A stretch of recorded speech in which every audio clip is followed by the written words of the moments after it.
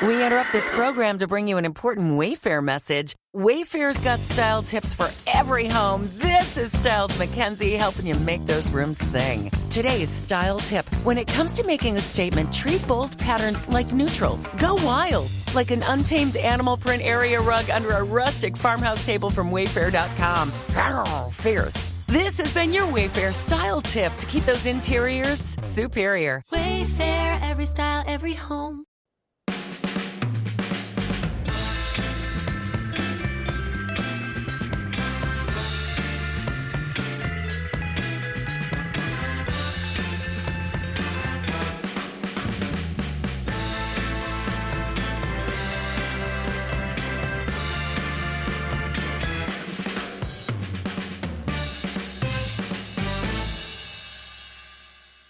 Okay, this week I'm with Nicholas McGeehan, who's a director at Fair Square, a research organization that looks at migrant rights, predominantly across the Gulf. Nicholas, great for you to join me. It's nice to be on. Thanks for having me. Yeah, thanks for joining. Yeah, so initially I reached out thinking that we'd do a retrospective on the World Cup. I did quite a few interviews ahead of the World Cup with people, but obviously with the Qatari bid being confirmed for United on Friday last week, it's obviously ramped things up somewhat for listeners. So we'll touch on that and the World Cup. But I thought I'd start with, tell me about Fair Square and your role there and the kind of work you do. Sure. So we set up Fair Square in 2018, and before that, I'd been a senior researcher at Human Rights Watch, working on the Gulf. And my counterpart had done the same job at Amnesty International. So we'd worked on Qatar, we worked on the UAE, worked on Bahrain. That was my area of interest, and that had actually stemmed from a spell when I had lived in Abu Dhabi. I lived there between 2002 and 2006. I was actually an English teacher. Okay. And I got really interested in migrant workers' rights just from seeing it up close. And I started to study it and got very interested in it and ended up taking it very seriously. So that's how we got to here. But yeah, it started with an actual personal experience of living in the Gulf. Yeah, it's an interesting experience. I've never lived in the Gulf, but I've been to most of the countries quite a lot for work reasons. Interesting experience being a migrant, or I guess a Western worker there, potentially living in a compound and all that kind of stuff. How did you get interested in the migrant workers that we saw building the infrastructure for the World Cup? Well, it started, as I said, with this interest of us living in Abu Dhabi and just actually talking to the workers. I mean, I just remember there's a really interesting thing in the Gulf, like you say, you've been there, so you've seen that it's like two separate societies living side by side. You've got the very wealthy expats and nationals, and then you've got this underclass who live beside you, but very, very separate from you, and you don't really have any dealings with them in any sort of social sense. So it's quite an unnerving situation. I just started talking to migrant workers and they would tell me these terrible stories of all the things that had happened to them. And I guess I was very naive and couldn't quite believe what I was hearing. And so and the fact that this didn't seem to be an issue that was on the agenda of any human rights groups or wasn't written about in any newspapers. This is 20 years ago, of course. And so, yeah, as I said, I started getting interested in it. I did a PhD ultimately on the topic, and that's what led me to work for Human Rights Watch. And the Qatar issue, and Qatar really wasn't on the radar at all of anyone until it won the right to host this.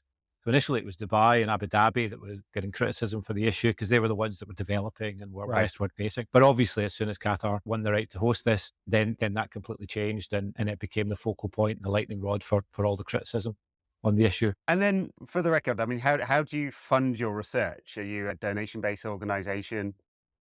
Yeah, we either apply directly for funding for specific projects from philanthropists or from funding groups, or we get money for what's called general operating support. So philanthropic groups fund our research, and a lot of the stuff we do on sports, for example, comes from that. So we get money from Open Society Foundation, we get money from Humanity United, which is a big American philanthropic group, and we've had other pieces of funding from smaller foundations. So that's where our money comes from.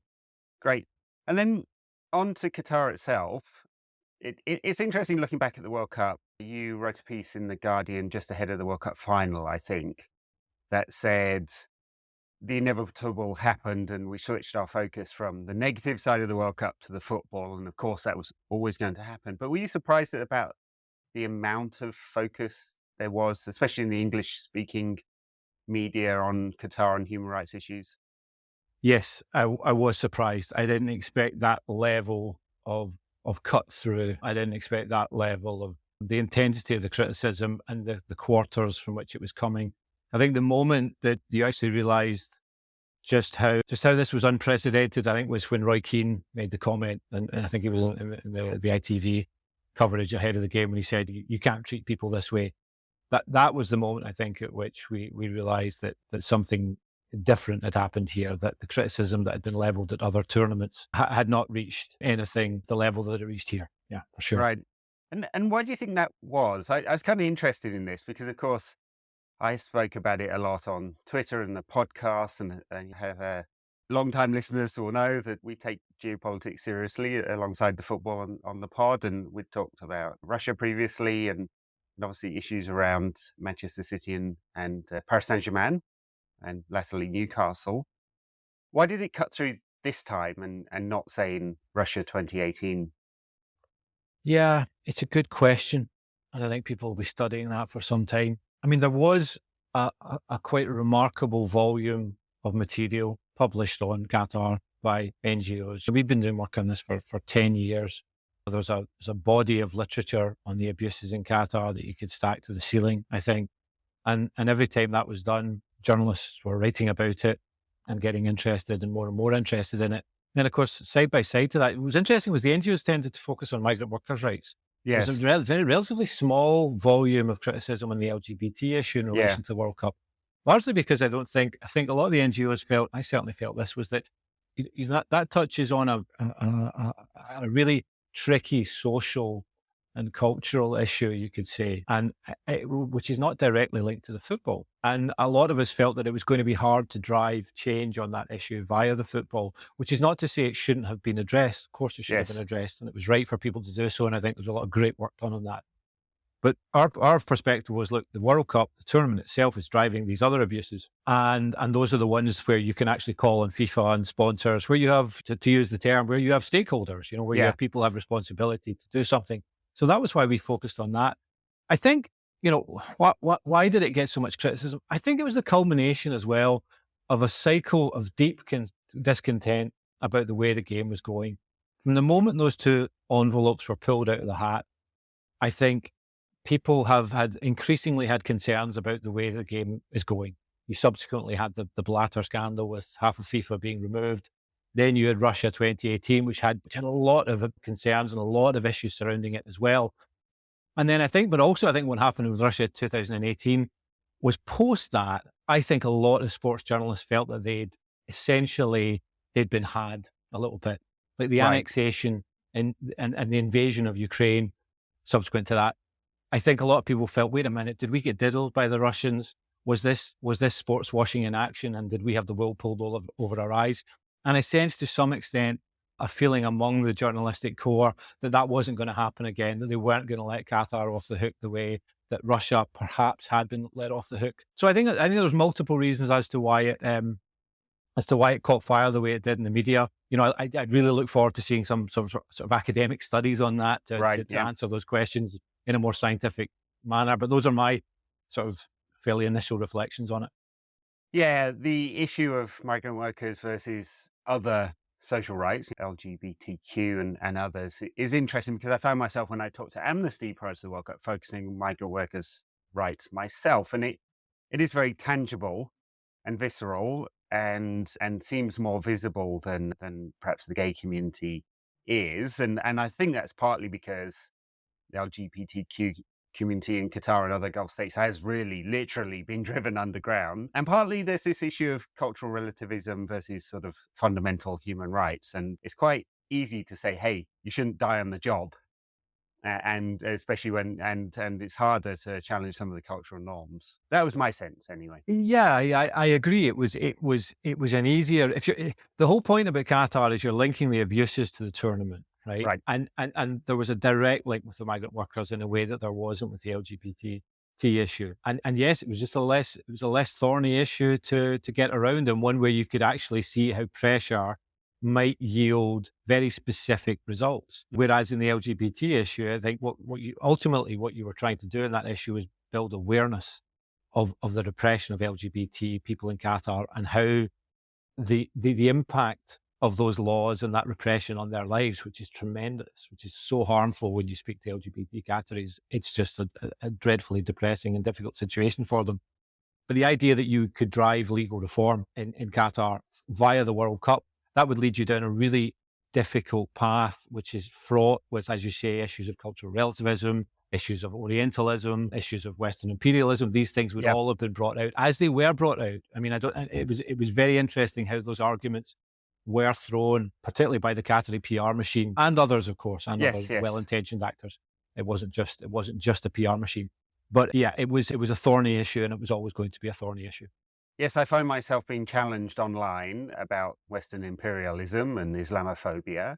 And I think they are fair challenges. And often I find myself saying, when people say, hey, how dare you question the Qataris? You come from the UK, just look at the history of the British Empire. And I'm like, yeah, British Empire bad, guys. I agree with this, and we can go into detail on that. And then the difference comes in, well, when it comes to Manchester United, the UK government is not trying to buy it. But it's a very relevant argument. And I think we do have to kind of say, yeah, Islamophobia in Western media is a real problem. And we have to recognize imperialism, cultural or otherwise, has a factor on how we think about things. Totally. And this is exactly I think what I was saying is like the idea that there is not Islamophobic coverage within the coverage of the World Cup is preposterous, because the Islamophobic coverage is present all throughout the coverage of UK issues. Yeah. So of course it's in Qatar issues. The idea that it's driving the criticism of Qatar, that's a more dangerous argument. And I think that's the one that the Qataris were trying to push. And I just don't think there's any evidence at all for that. And so yes, it was there, but it wasn't at the root of it. And the British imperialism one that's a really awkward one for people of certain political tendencies to cope with, because it touches a nerve.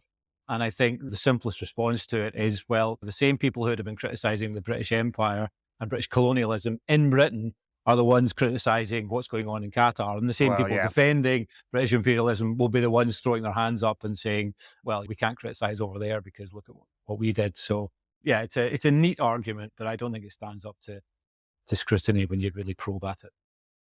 And then thinking about the legacy of the World Cup, because I think it might transition nicely into thinking about Manchester United. I mean, from the Qatari perspective, there was all this media criticism, but FIFA said it's the most successful World Cup ever.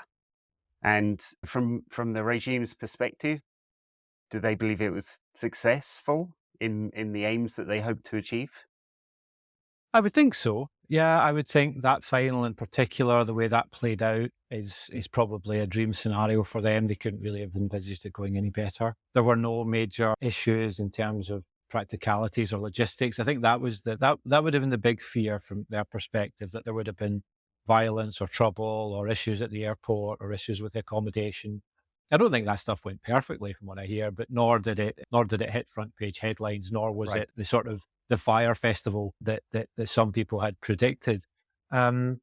And from their perspective, they knew they were going to get a lot of criticism, but I think they will feel that they were quite effective in pushing back at that criticism and in creating this, fostering quite divisive narratives that actually deflected attention away from points on them and just made it a battle between, hey, you guys are throwing mud at us. But you know, well, what about your own backyard? Which is really the argument that they sort of propagated and did so quite successfully.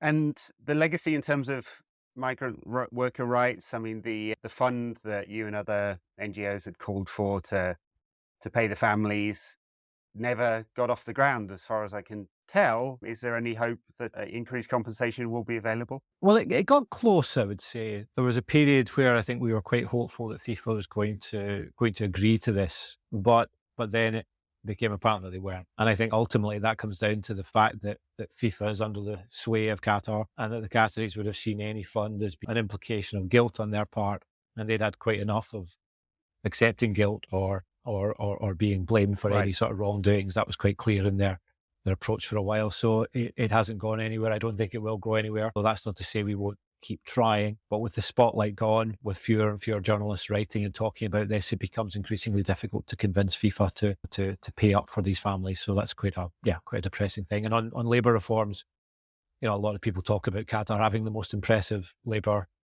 labour reforms in the Gulf. You speak to migrant workers on the ground, doesn't look that much different than it did. The kafala system might be gone on paper, but it's still very much there in practice. Workers still can't get money back when they're not paid. Workers still get deported when they complain. So there have been some advancements, but you're talking about a deeply entrenched and abusive system going back to colonial times. And to get rid of that, you need to invest tremendous amounts of political will and resources to not just change laws, but change attitudes. And that hasn't happened. And so moving on to Manchester United, I'm just wondering whether the decision to, and I'm not asking you to get inside the minds of the regime, but I'm wondering whether the perceived success of the World Cup emboldened the Emir and the royal family to pursue a bid when that wouldn't have happened otherwise, or whether this might have always been in the works. That's a good question. I'm not quite sure. My sense is it's probably always been in the works, but the World Cup may have been the moment that could have turned it either way. So had they had a truly disastrous World Cup, had that narrative continued deeper into the tournament, to the end of the tournament, maybe they wouldn't have felt that this was the right thing for them to pursue, but it didn't, and like you say, we had this wonderful tournament and they came out of it probably feeling quite good about football and their ability to shape the narratives around it and them. So it might have been a factor. Although, as you say, it's hard to say. Yeah, and then to dive into the Qatari state a little bit. I mean, this is framed as a private bidder. He's the son of the former prime minister and the very young chairman of the Qatari Islamic Bank. My sense is that the private and state entities are so intertwined, and this is such a big bid compared to the size of GDP of Qatar that it would be impossible for this to be a fully private bid and not be endorsed. But tell me a little bit more about how things work in Qatar and whether I'm wrong there.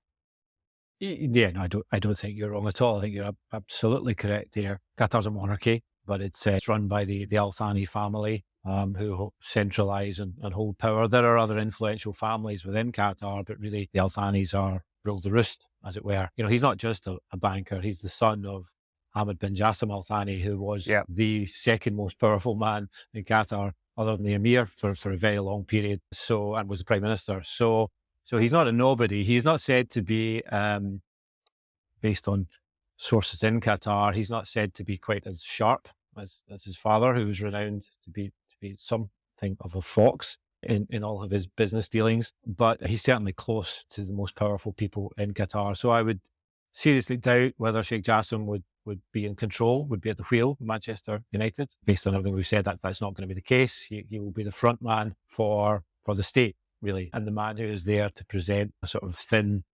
separation between the Qatari state and the so-called private investor. But yeah, ultimately it's the state.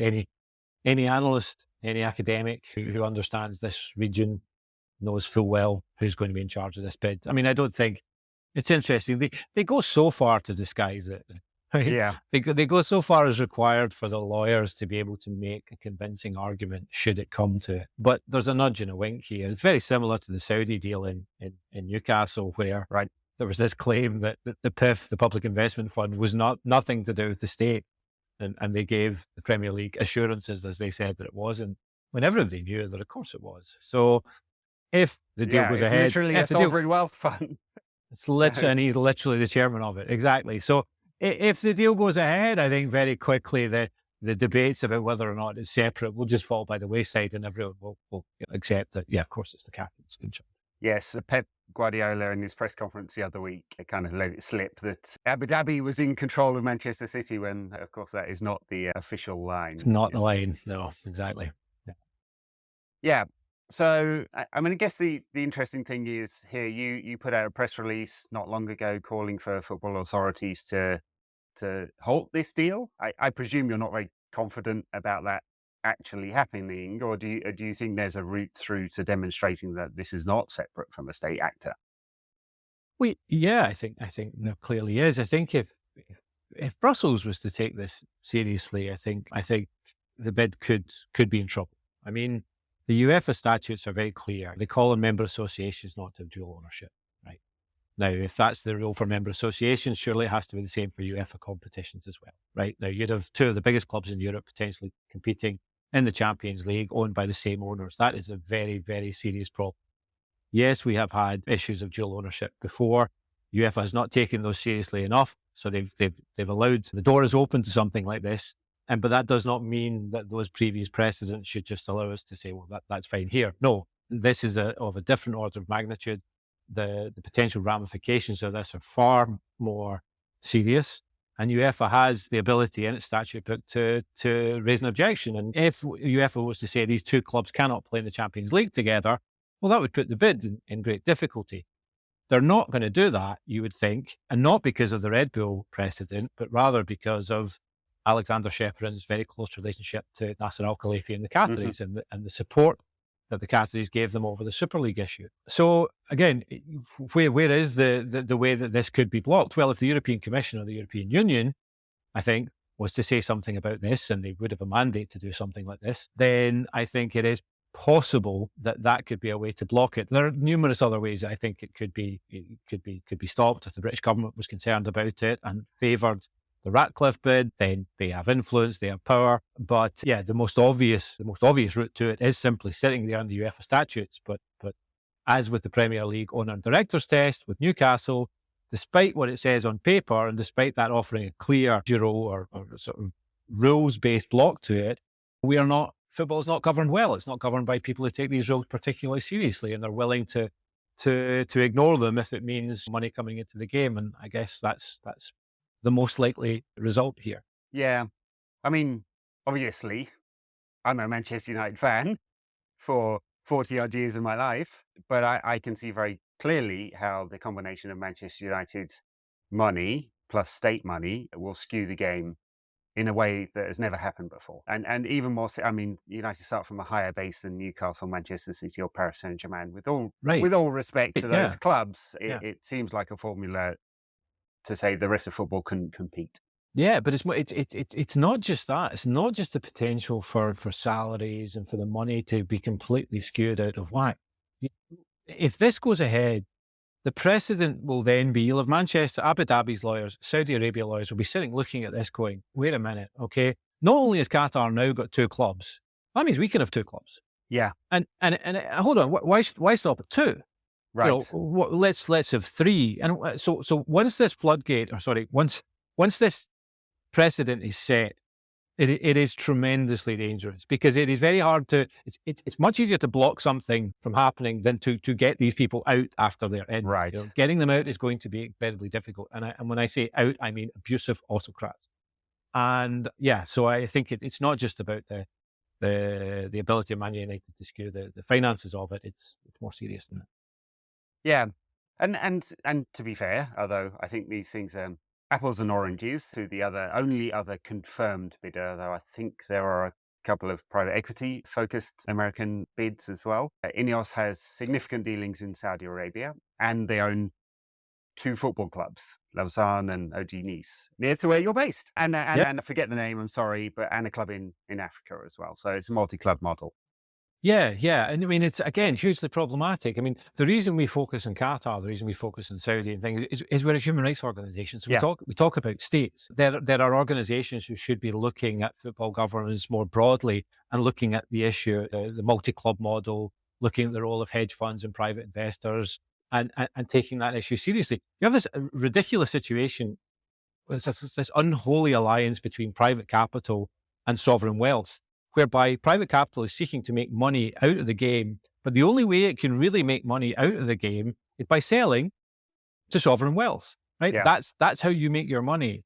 So it's a horrendous situation that English football in particular has got itself into, and it's happened because of a lack of regulation and a lack of governance. And I guess my hope is that this will be the moment where somebody at a very serious political level puts their foot down and uses the tools at their disposal to stop it, right? And at that moment, maybe we can start to try and claw the game back a little bit. Yeah, there's been a white paper and quite a lot of talk about a football regulator in the UK, although I couldn't see a route to that regulator. I mean, it won't be in place in time for this particular bid, but even if it was, I couldn't really see a route to it doing that much, because it'll be based on UK company law. And if it's not based on UK company law, that is a problem. And if it is, foreign investment is is very much welcome in the UK. So it's hard to say exactly the route to stopping this happening. But you're right. I mean, the other thing about private equity, of course, is many of those funds have sovereign wealth actors in them. Within them. Clearlake, which owns Chelsea, does, for example. We don't Right. talk about that because there's a mask and Bowley's the front man, but Right. that's very much true there as well. It Right. feels like the horse has bolted and there's nothing we can do now. Yeah, I think there's an element of truth to that, but that's also a really dangerous way to go down, right? We are in a dire situation. It is perilous, but the response at that is not just to throw our hands up and say, well, what can we do? I think the response then is to really gird yourself and really look for ways and means to stop it from going any further. Because this poses a really serious threat to the game as a whole, vitality of the game as a whole, and to the clubs involved. And that really has to be taken seriously by people who, if we're serious about football as as having transformative potential, as serving societies, as serving communities, as serving supporters. These aren't just businesses. They're not. They're institutions. They're societal institutions, and they deserve special protection. Everybody recognizes that, and yet we don't regulate them at all. Right. I was chatting to my colleague the other day, and we were chatting about the Charities Commission and how we're heavily regulated. Like, it's really difficult to run an NGO. You've got all sorts of things to do and all sorts of things that have to be checked. There's almost nothing regulating who can run football clubs. It's remarkable when you consider the political influence and they can have, that we've got to this situation. It's very depressing.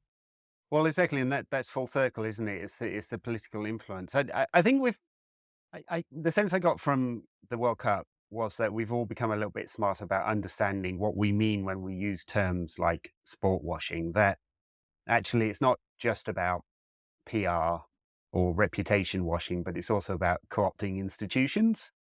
And Yes. there's almost no more Yes. powerful institutions than football in England. And it's used as, and we should say, the British government is very, very effective at using the Premier League as a crutch for soft power internationally itself. And perhaps we've got a little bit smarter about that bit, understanding what's going on here and the motivations, but Yes. not necessarily about how to regulate and control that.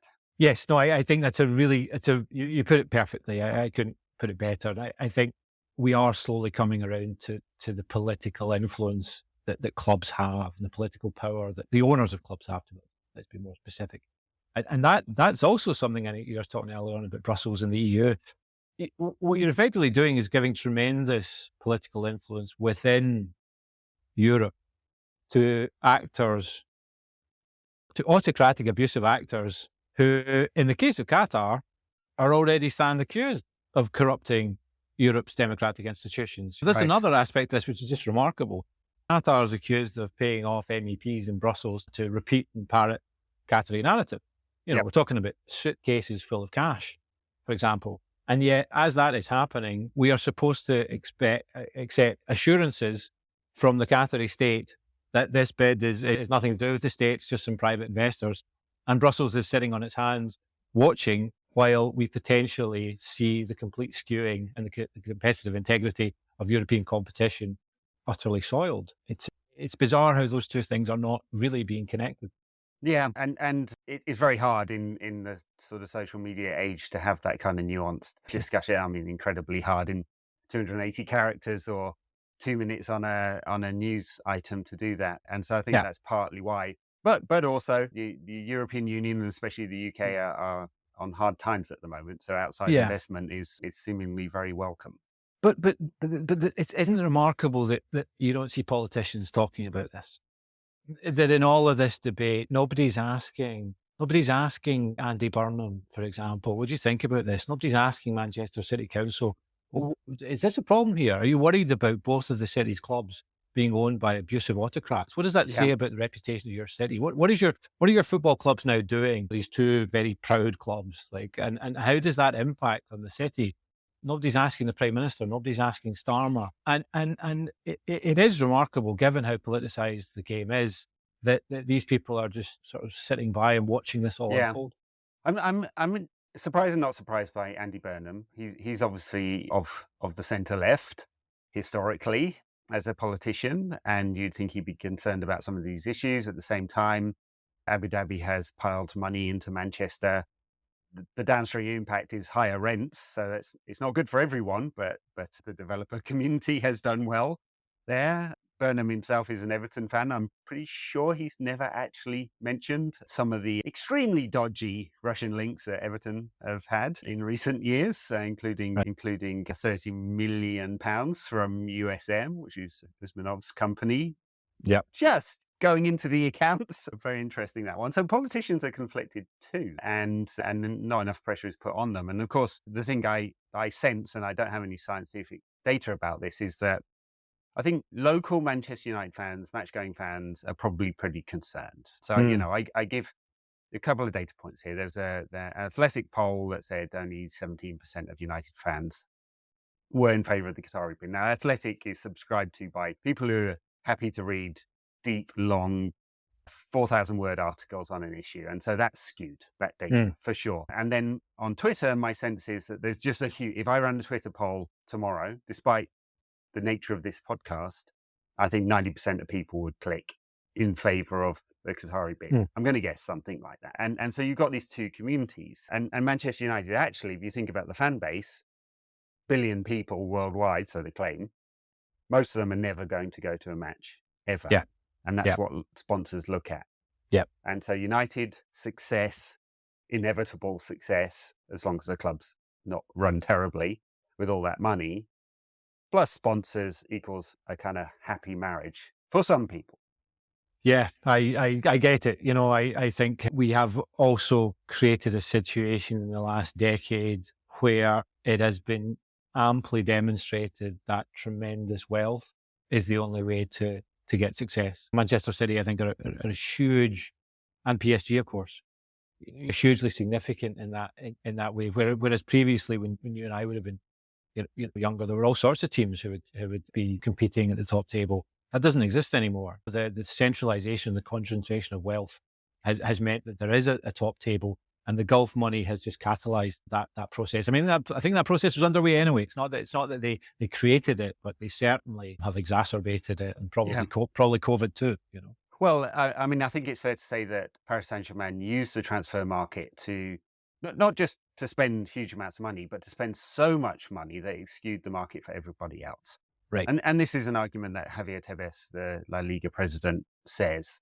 And my fear that if the Qatari bid wins United and they do spend lots of money, that it will accelerate calls from Rome, Madrid and Barcelona and others to bring up Super League once again, which has never gone away, right? Yeah.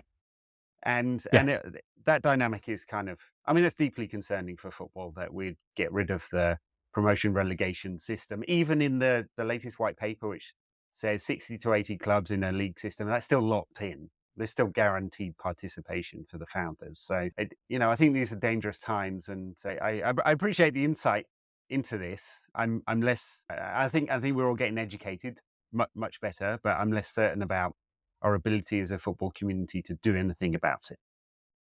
No, I agree with you. I mean, I don't think we have the framework to deal with this stuff. There's a complete absence of regulation. But that is why, I always get asked on these podcasts or interviews, what's the interviews? What can fans do? And and you can answer, there's an answer to that. But the point is that it's way beyond that. It needs government intervention. If these are unique institutions and they deserve special protection, and we need to really consider what that is. And until that happens, I share your pessimism. All right. On that note, thank you very much, Nick. I really appreciate your time and what you're doing. And well, if the bid goes ahead, we'll have you back on to think about what the future might hold there. But I really appreciate it. Okay. I hope not to be back on for that, at least. Thanks for having me last time.